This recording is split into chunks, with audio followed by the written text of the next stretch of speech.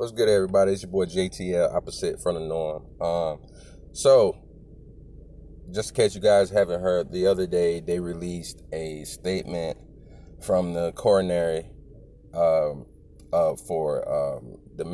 I believe it was the Minneapolis Police Department or the city of Minneapolis. Let me go ahead and read it about the autopsy they found in George Floyd's death. Okay, give me a second, y'all. Okay. George Floyd was non-responsive for nearly 3 minutes before Minneapolis police officer Derek Chauvin took his knee off his neck, according to a criminal complaint released on Friday. The complaint filed by the Hennepin County Attorney's Office also cited a preliminary autopsy report showing that there were no physical findings that support a diagnosis of traumatic asphyxia or strangulation. Instead, the report said it was the combined effect of Floyd being restrained by the police, his underlying health conditions, and any potential intoxicants in his system likely contributed to his death. Floyd was 46 when he died. He had underlying health conditions, including coronary artery disease and hypertensive heart disease, according to the report. He died during an arrest on Monday after Chauvin pinned him down. Footage of the incident shows Floyd was not resistant and telling the officer, "I can't breathe." Now, this is from the insider.com. Okay? Like I said, they had their own coronary person do a autopsy. Okay, now let's go to USA Today. That was Friday. Now we're gonna go to what was released today on Mr. George Floyd's, God rest his soul, autopsy by independent coronary. Okay, it says Minneapolis. The attorney for George Floyd's family, Benjamin Crump, said Monday, today, the 1st of June, that an independent autopsy determined that asphyxiation from sustained pressure was the cause of Floyd's death in an incident that would spark tense protests and violence across the nation. Let me read that again. The attorney for George Floyd's family, Benjamin Crump, said Monday that an independent autopsy determined that asphyxiation from sustained pressure was the cause of Floyd's death in an incident that has sparked tense protests and violence across the nation.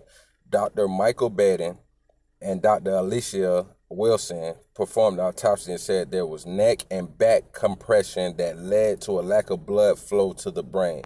According to Crump's statement, they added that weight on the back, handcuffs, and positioning were contributory facts because they impaired the ability of Mr. Floyd's diaphragm to function. This is in USA Today. Okay, let me tell y'all something. Minnesota fucked up. Their city fucked up. Let's keep it real, y'all. They try to pull wool over our eyes. This is why we're kind of to that point now, or pretty much to that point now, no turning back. Because we've seen it. Breonna Taylor's situation happened, God rest her soul. We didn't get to see what happened. We just know it was some bullshit.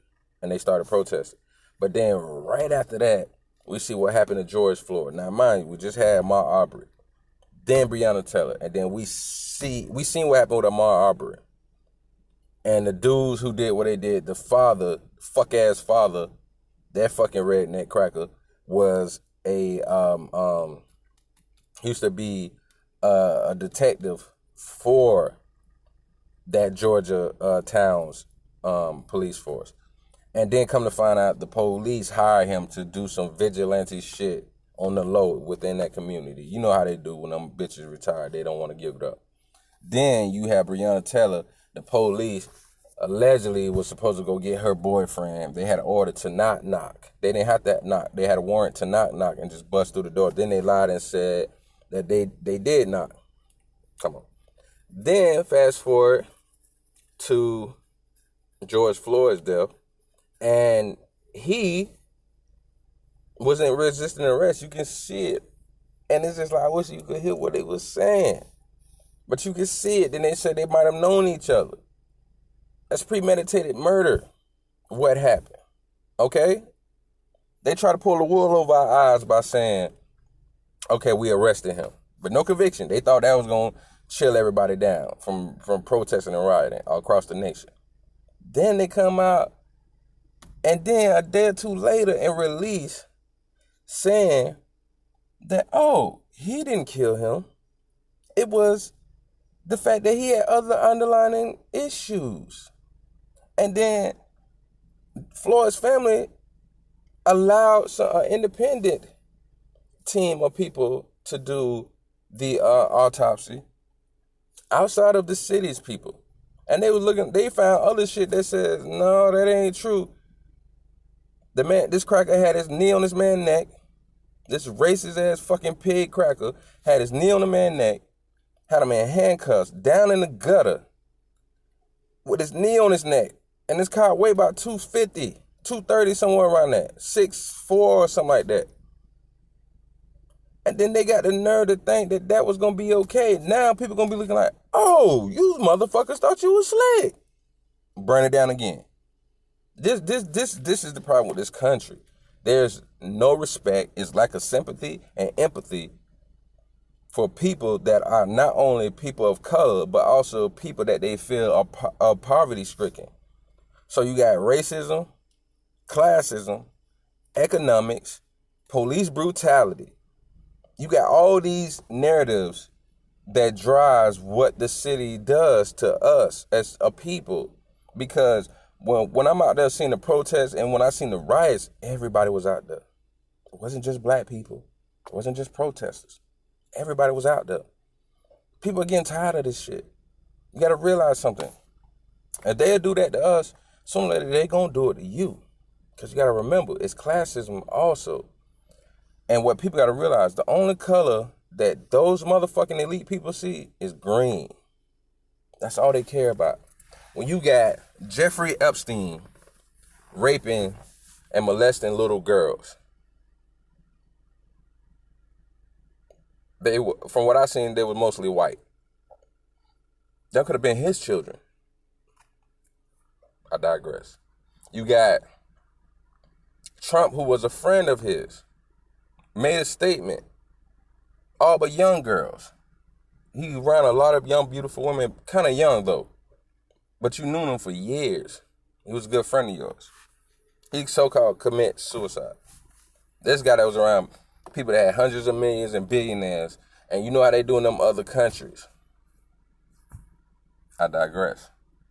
So you mean to tell me, you see all these things happening, and you decide the best thing to do is tuck your tail, keep your head down, and run. Let me stay over here. Just like when I was on the Straight To It podcast, I had to tell a brother on the show, got love for you. I love you, my brother. But the reality of it is, there's nowhere safe for you. You can say you're going to sit down and watch TV. Oh, I'm going to just go do this. I'm going to just go do this. I'm not going to pay attention. Bruh, Breonna Taylor got killed in her own home. I had a good old friend from back in the days. Her brother got killed in his house. I was cool with him. When I found out who it was, it hurt me double times because I knew the young lady. I didn't know who the brother was that got killed. I didn't know who it was who got killed at first. I kept hearing it. I heard his nickname, and I was like, I don't remember somebody by that name like that. And then when I seen who it was, first I heard it was my homegirl's brother. That shit broke my heart. Then when I found out it was a dude I knew from back in the day, it tore me up. They broke in his house. He had his baby on his chest. I think his baby wasn't even 1 year old yet. They threw smoke bombs in the house. He jump up with his baby in his hand. They shoot him down with his child in his hand. I want to hear no bullshit about it's the Matrix. Don't pay attention. I don't want to hear that fuck shit. If you getting gunned down in your fucking house, if you getting gunned down while you going grocery shopping, you at Walmart, if you getting gunned down while you at school, in your car, there's nowhere safe for you to go. There's nowhere safe for you. Because you can fall off the grid. If you ain't ready to protect yourself military style, if a bitch come on your land and you off the grid, there's nowhere safe for you to go. Especially if you're a person of color. That's just real shit. So unfortunately, I pray about everything that's going on. People be safe as they can, smart as they can, strategic as they possibly can. Because I'm gonna tell you some real shit. People ain't having this shit no more, bro.